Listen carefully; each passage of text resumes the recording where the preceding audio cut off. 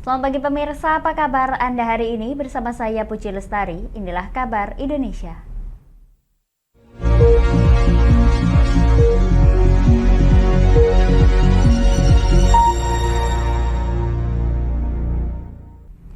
Pemirsa, Kapolda Papua Irjen Pol Matius De Fahiri membantah klaim kelompok kriminal bersenjata atau KKB yang mengklaim telah menguasai distrik Serambakon, Kabupaten Oksibil, Papua Pegunungan Selasa 19 September, di mana hal tersebut tersebar melalui video yang beredar di media sosial setelah terjadi aksi penembakan atas 3 orang warga sipil.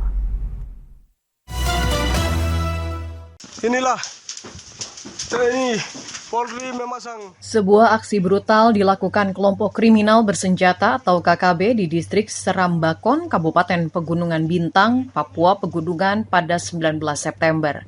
Penyerangan dan penembakan terjadi atas 3 orang warga sipil. Korban terdiri atas anggota Satuan Polisi Pamong Praja, Simon Petrus Royer, yang terkena tembakan di telinga kanan. Regina Bidana yang mengalami luka tembak di atas pergelangan kaki kiri, dan Jonas Kalakmabin yang mengalami luka tembak di mata kaki kiri. Hingga kini, ketiganya masih menjalani perawatan intensif di rumah RSUD Oksibil. Tidak hanya itu, mereka juga membuat aksi yang direkam dalam video dan disebarkan melalui media sosial berupa aksi penyerangan dan pembakaran sejumlah bangunan dan fasilitas umum, termasuk penyobekan bendera merah putih. Disertai klaim bahwa kelompok baru itu telah menguasai Kabupaten Pegunungan Bintang. Namun hal itu dibantah Kapolda Papua Inspektur Jenderal Polisi Matius De Fahiri saat berada di Timika, Papua Tengah. Jadi kita tidak mau terpancing dengan apa yang mereka buang di medsos. Tentunya kita akan masuk untuk melakukan penegakan terukur ke timur ya. Bintang Timur. Bintang Timur. Ini kan kelompok baru lagi mereka bikin. Fahiri menyebut aparat TNI dan Polri telah berada di sana guna melakukan penegakan hukum. Pihaknya kata dia akan menambah personel BRIMOB untuk membantu Polres Pegunungan Bintang melakukan pengamanan dan menindak tegas KKB. Pemirsa, seorang pelajar di sebuah tempat pendidikan formal dan informal di Kota Santri, Pekalongan, Jawa Tengah, menjadi korban bullying dan pengeroyokan oleh belasan temannya. Kondisi korban luka memar di sekujur tubuh dan masih syok tidak mau sekolah lagi. Keluarga meminta agar kasus pengeroyokan diproses hukum meskipun pelaku juga masih di bawah umur.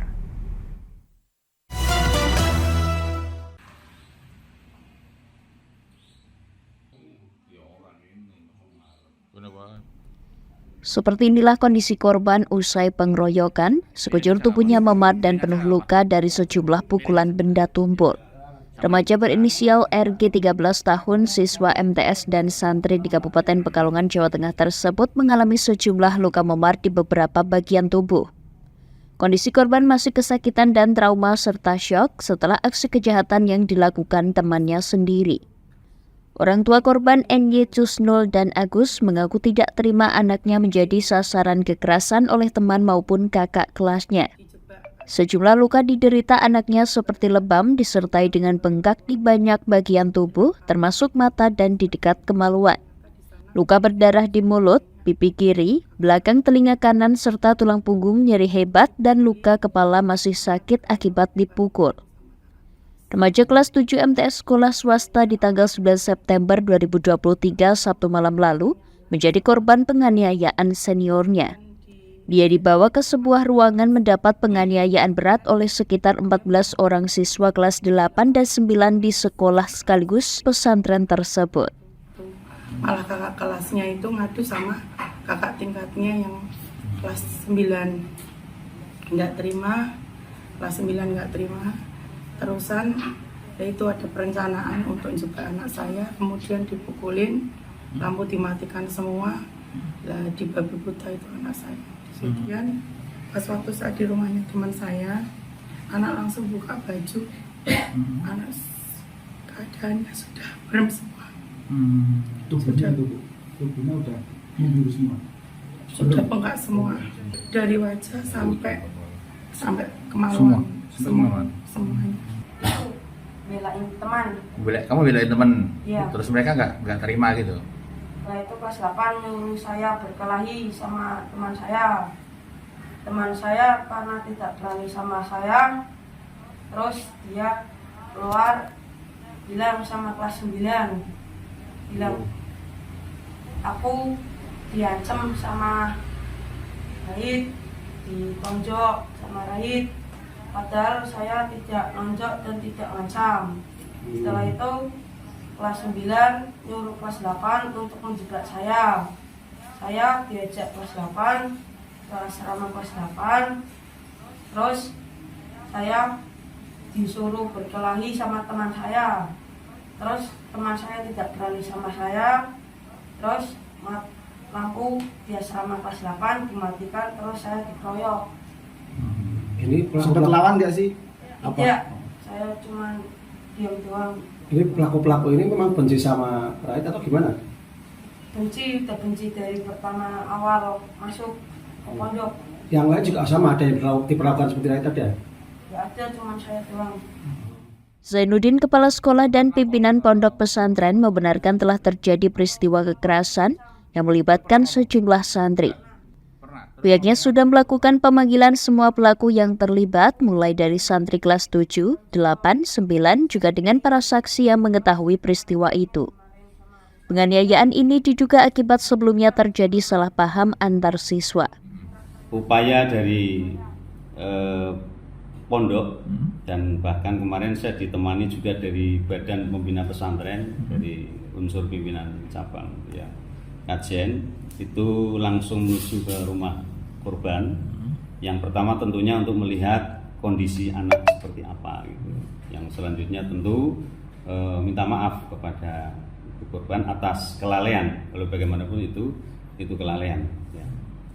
Terus yang selanjutnya orang tua dari santri-santri baik yang sekelas maupun yang senior yang diberitakan itu melakukan pemukulan ini sudah kami undang ke sekolahan bersama dengan anaknya pun juga sudah kami minta maaf pada orang tuanya dan kita buatkan surat pernyataan untuk tidak melakukan kesalahan itu lagi. Kalau melakukan kesalahan itu akan mendapatkan sanksi yang lebih berat.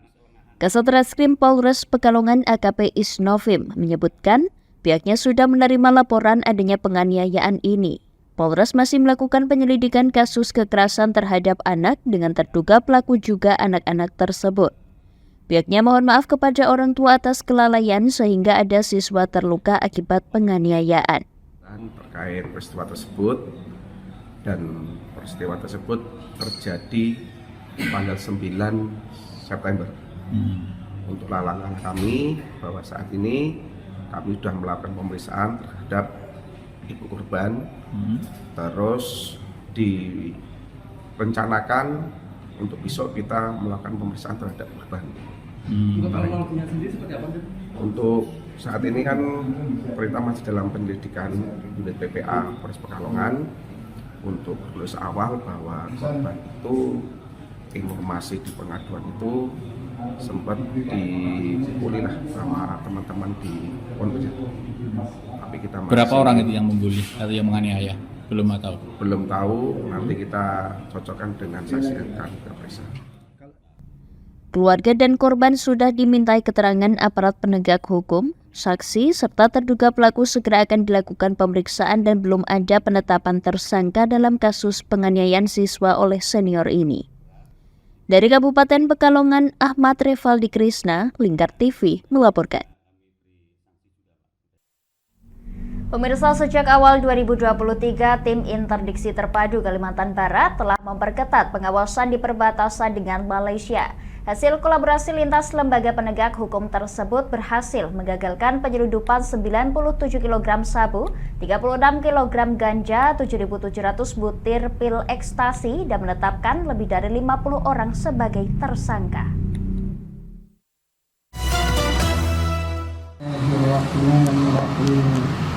Tim Interdiksi Terpadu Kalimantan Barat yang terdiri dari Badan Narkotika Nasional Provinsi Kalbar, Direktorat Reserse Narkoba Polda Kalbar, Bea Cukai dan Satuan Tugas Pengamanan Perbatasan TNI sejak awal tahun telah memperketat pengawasan. Mulai dari pintu perbatasan Indonesia-Malaysia hingga wilayah yang terindikasi menjadi simpul peredaran narkotika, utamanya kota Pontianak. Hasil kolaborasi lintas lembaga penegak hukum tersebut seperti terungkap dalam gelar perkara di Pontianak pada 19 September mampu menggagalkan penyelundupan narkoba asal Malaysia. Terdiri dari 97 kg sabu-sabu, 36 kg ganja, 7.700 butir pil ekstasi. Selain juga menetapkan lebih dari 50 orang sebagai tersangka. Dalam prosesnya, seluruh barang bukti dan pelaku pidana narkotika merupakan akumulasi dari 75 kasus penindakan hingga bulan Agustus, di mana sebagian besar barang bukti dimusnahkan sesuai peraturan perundang-undangan yang berlaku di Indonesia. Untuk sekali lagi, kita semua yang ada wilayah-wilayah yang dikatakan rawan terkait dengan narkotika, kita lakukan kerjasama yang baik dengan berbagai instansi sehingga benar-benar ke depan diharapkan bisa menekan penyalahgunaan dan peredaran narkotika yang ada di wilayah Kalimantan Barat. Kawasan perbatasan negara di Kalbar yang masuk dalam jalur inspeksi patroli perbatasan terbentang sepanjang 140 km, sehingga menjadikannya sebagai wilayah yang rentan dengan tindak kejahatan lintas negara, mulai dari perdagangan manusia hingga narkotika. Pemirsa, kami akan kembali setelah jeda pariwara berikut ini. Tetap bersama kami di Kabar Indonesia.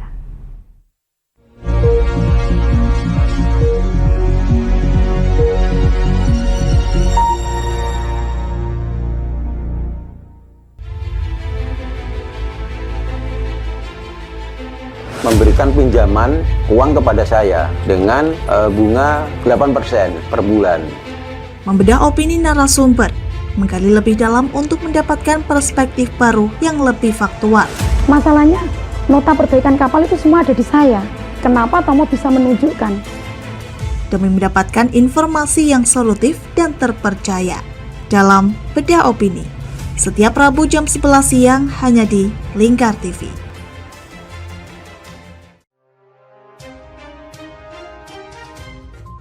Inilah ketiga anggota komplotan pencuri spesialis pecah kaca mobil setelah melakukan penggelapan 20 sepeda motor dan 2 unit mobil dengan modus retal. Merangkum semua peristiwa sebagai berita yang penuh fakta. Bersama Puji Lestari, saksikan Jateng hari ini setiap Senin hingga Sabtu jam 4 sore hanya di Lingkar TV. Bersama saya Galus Karkinanti dalam Sapa Jateng Lingkar TV. Melintas di daerah Sukolilo dikejar sama petugas bea cukai, ketangkap. Membahas dan menyuguhkan beragam potensi dari berbagai daerah di Jawa Tengah, ditemani narasumber-narasumber handal di bidangnya. Pencegahan dari awal mulai dari perilakunya, perilaku hidup bersih sehatnya juga harus dijaga seperti itu. Kami siap menyapa Anda dalam Sapa Jateng. Setiap Selasa jam 11 siang hanya di Lingkar TV.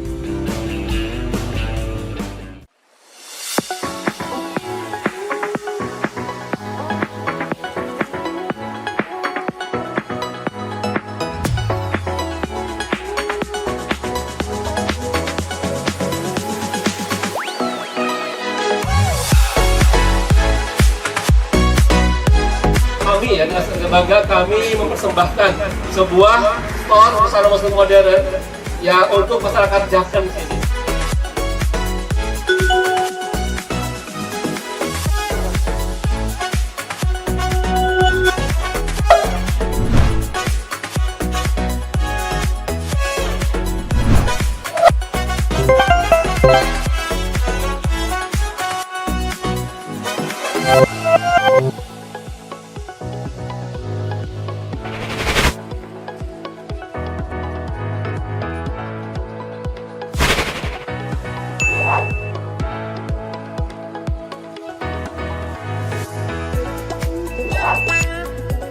Assalamualaikum warahmatullahi wabarakatuh. Saya Dwi Mas Sony Pambudi dari Nibras Corporation mengucapkan selamat dan sukses atas grand opening Nibras House ke-607 yang berlokasi di Kecamatan Jaken, Kabupaten Pati. Mudah-mudahan dengan dibukanya Nibrosos ini membawa manfaat yang seluas-luasnya untuk masyarakat Pati dan sekitarnya. Assalamualaikum warahmatullahi wabarakatuh.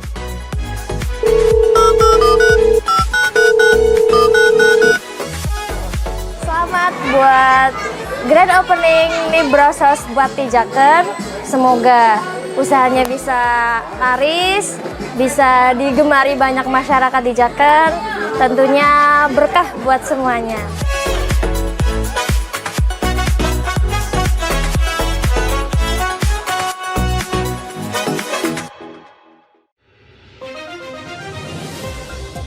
Modus kedua pelaku ini berpura-pura kehabisan bahan bakar kendaraan.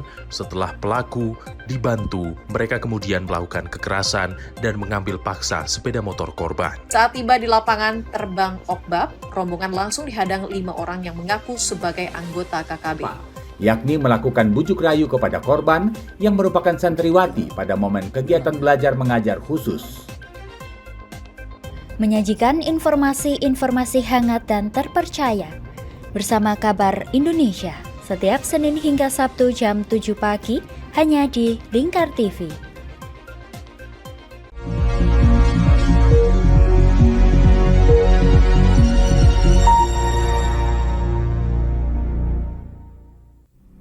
Anda masih menyaksikan Kabar Indonesia, pemirsa. Bupati Maluku Tenggara M. Taher Hanubun diduga melakukan pelecehan seksual terhadap karyawati yang bekerja di kafe miliknya di Kota Ambon.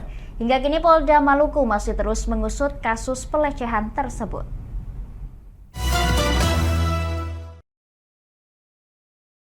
Aparat kepolisian Polda Maluku masih terus mengusut kasus pelecehan seksual yang diduga dilakukan oleh Bupati Maluku Tenggara M. Taher Hanubun kepada seorang karyawati di kafe miliknya yang terletak di kawasan Air Salobar, Kecamatan Nusaniwe, Kota Ambon.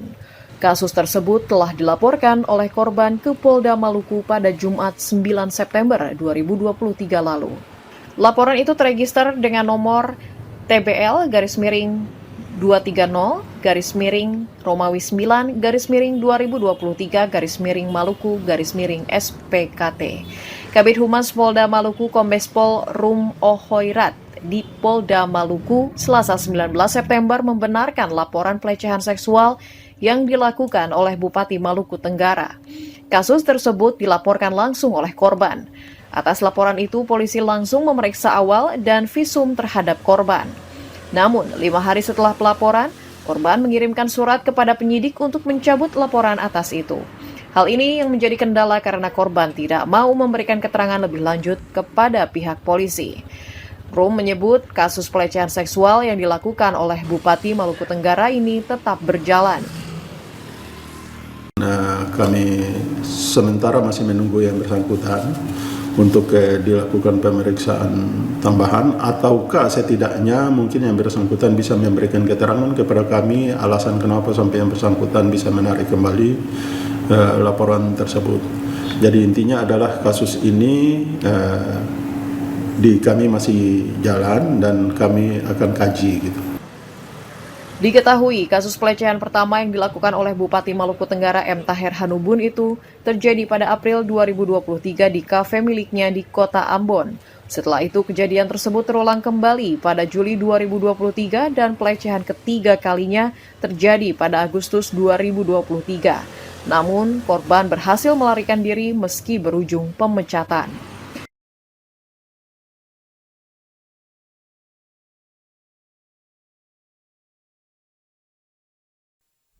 Pemirsa, harga kebutuhan pokok beras terpantau masih tinggi di pasaran. Di Kota Salatiga, kenaikan harga beras mulai merangkak naik sejak bulan Agustus. Namun, puncak kenaikan dirasakan pedagang pada awal September dengan kisaran kenaikan harga hingga Rp3.000 untuk semua jenis beras.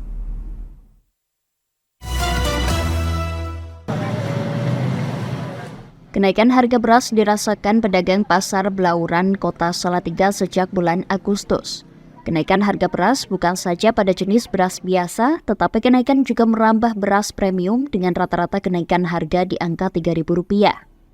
Untuk saat ini kenaikan harga per karung isi 25 kg dijual dengan harga selisih Rp30.000 dari harga awal yang sebelumnya berada di angka Rp295.000 kini menjadi Rp325.000.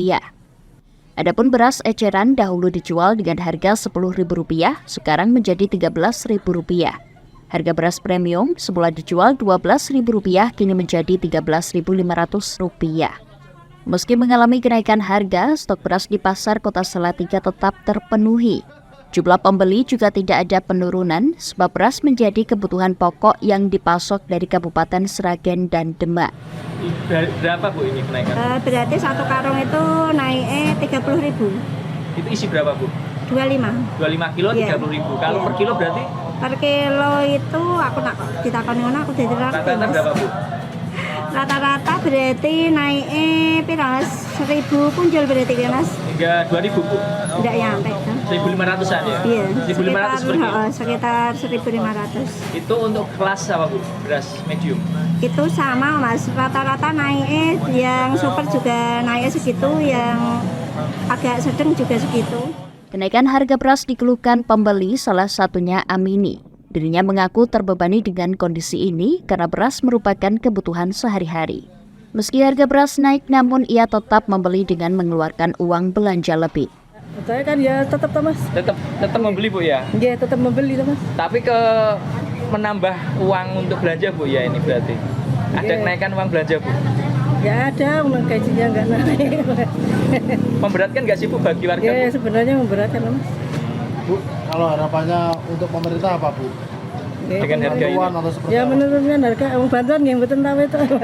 Berarti inginnya menurunkan harga Bu? Ya menurunkan harga. Warga berharap kenaikan beras dapat segera diatasi oleh pemerintah dengan menurunkan harga atau memberikan bantuan beras.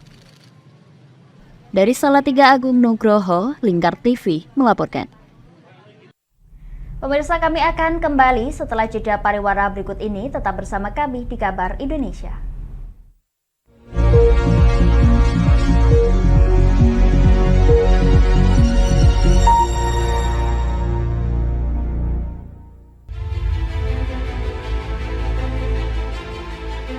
Memberikan pinjaman uang kepada saya dengan bunga 8% per bulan.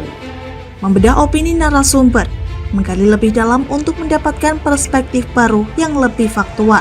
Masalahnya, nota perbaikan kapal itu semua ada di saya. Kenapa Tomo bisa menunjukkan? Demi mendapatkan informasi yang solutif dan terpercaya dalam Bedah Opini. Setiap Rabu jam 11 siang hanya di Lingkar TV.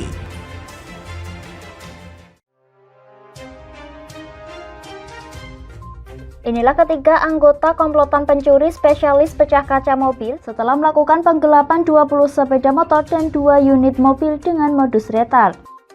Merangkum semua peristiwa sebagai berita yang penuh fakta.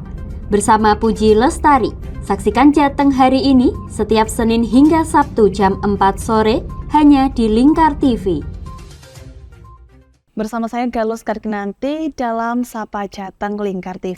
Melintas di daerah Sukolilo dikejar sama petugas bea cukai, ketangkap. Membahas dan menyuguhkan beragam potensi dari berbagai daerah di Jawa Tengah, ditemani narasumber-narasumber handal di bidangnya. Pencegahan dari awal mulai dari perilakunya, perilaku hidup bersih sehatnya juga harus dijaga seperti itu. Kami siap menyapa Anda dalam Sapa Jateng. Setiap Selasa jam 11 siang hanya di Lingkar TV.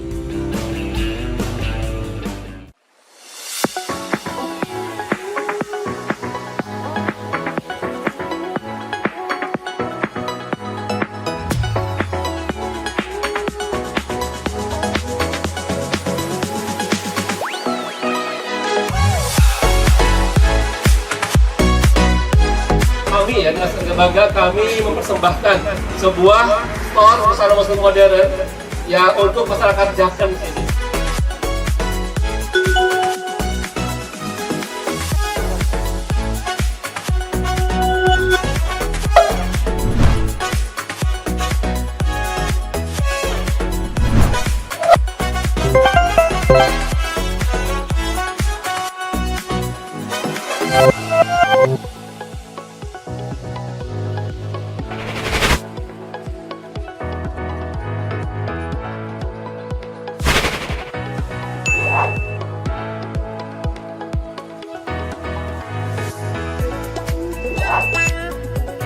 Assalamualaikum warahmatullahi wabarakatuh. Saya Dwi Mas Sony Pambudi dari Nibras Corporation mengucapkan selamat dan sukses atas grand opening Nibras House ke-607 yang berlokasi di Kecamatan Jaken, Kabupaten Pati. Mudah-mudahan dengan dibukanya Nibras House ini membawa manfaat yang seluas-luasnya untuk masyarakat Pati dan sekitarnya. Assalamualaikum warahmatullahi wabarakatuh.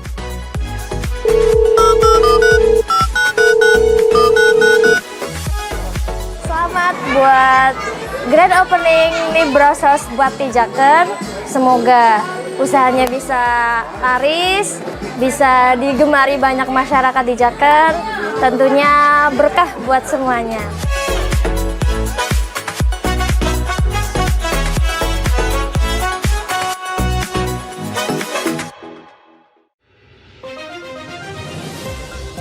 Modus kedua pelaku ini berpura-pura kehabisan bahan bakar kendaraan. Setelah pelaku dibantu, mereka kemudian melakukan kekerasan dan mengambil paksa sepeda motor korban. Saat tiba di lapangan terbang Okbab, rombongan langsung dihadang 5 orang yang mengaku sebagai anggota KKB. Yakni melakukan bujuk rayu kepada korban yang merupakan santriwati pada momen kegiatan belajar mengajar khusus. Menyajikan informasi-informasi hangat dan terpercaya bersama Kabar Indonesia setiap Senin hingga Sabtu jam 7 pagi hanya di Lingkar TV.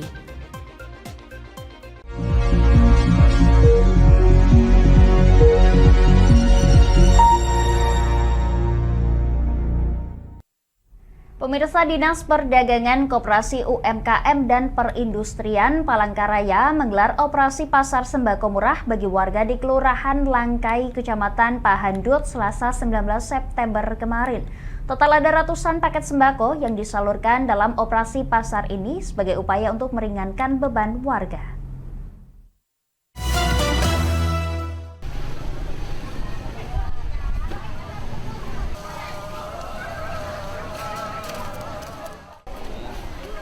Dinas Perdagangan, Koperasi UKM dan Perindustrian DPKU KMP Kota Palangkaraya memperkuat subsidi kebutuhan pokok pangan bagi masyarakat setempat dengan menggelar operasi pasar sembako murah di Kelurahan Langkai, Kecamatan Pahandut pada Selasa 19 September. Operasi pasar ini dilakukan dalam rangka meringankan beban masyarakat khususnya menengah ke bawah dalam mendapatkan sembako dengan harga murah dan terjangkau. Total ada ratusan paket sembako senilai Rp145.000 yang disubsidi sebesar Rp50.000. Nah, akhir-akhir ini memang dari data kami operasi tinjauan ke pasar ada beberapa kenaikan khususnya di beras. Sehingga ini kami lakukan dalam melakukan operasi pasar paling tidak untuk mengurangi sedikit beban masyarakat. Harapan kita dan operasi pasar ini mereka sudah terbantu. Jadi beras yang kita salurkan hari ini ada 500 paket khusus untuk di Kelurahan Langkai ini. Mungkin terbagi di beberapa RT. Kegiatan operasi pasar ini pun disambut baik oleh masyarakat setempat untuk mendapatkan sembako murah tersebut. Warga perlu mengisi data diri dengan melampirkan KTP domisili kelurahan setempat. Membantulah untuk masyarakat gitu kan. Kalau biasanya banyak mereka itu bertanya-tanya sama kita juga, kapan ada lagi pembagian gitu. Oh gitu. Maksudnya pasar murahnya. Kedepannya kalau misalnya bisa dilebihkan ya dilebihkan. Kegiatan operasi pasar murah selanjutnya akan digelar di beberapa kelurahan lainnya hingga menjelang Natal dan Tahun Baru 2024 mendatang. Pemirsa, Ethno Wellness Nusantara atau ETNA berupaya menggarap potensi keraton di Indonesia dalam mendukung pengembangan wisata kebugaran. Tanri Abeng selaku Ketua Umum ETNA mengatakan seluruh keraton memiliki potensi hasanah kebugaran yang bisa dioptimalkan pemanfaatannya.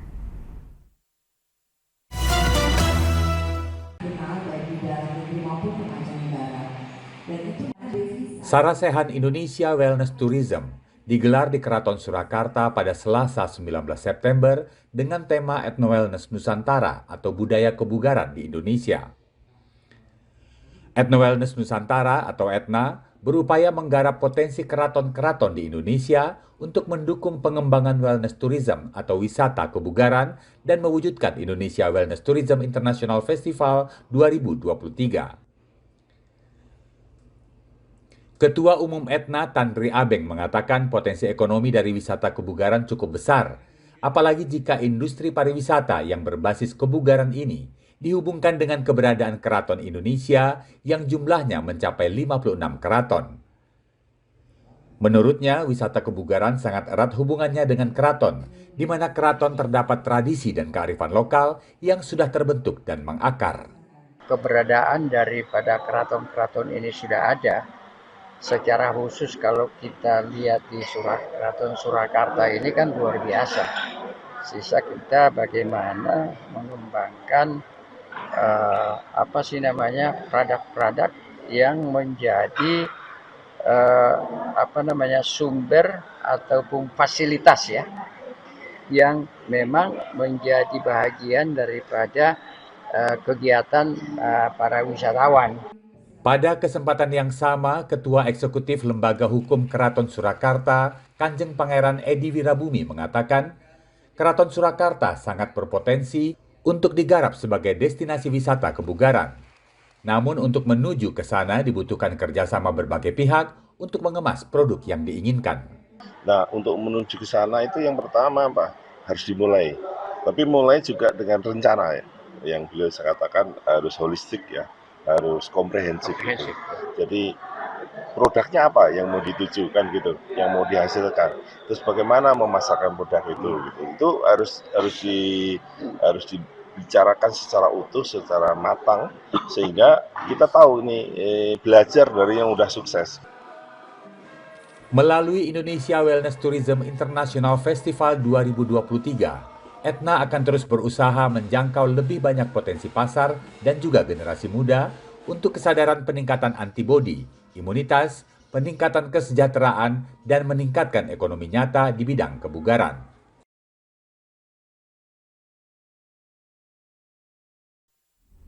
Demikian kabar Indonesia pemirsa, nantikan kabar Indonesia selanjutnya hanya di Lingkar TV. Saya Puji Lestari pamit dari hadapan Anda, selamat melanjutkan aktivitas Anda, selamat pagi dan sampai jumpa.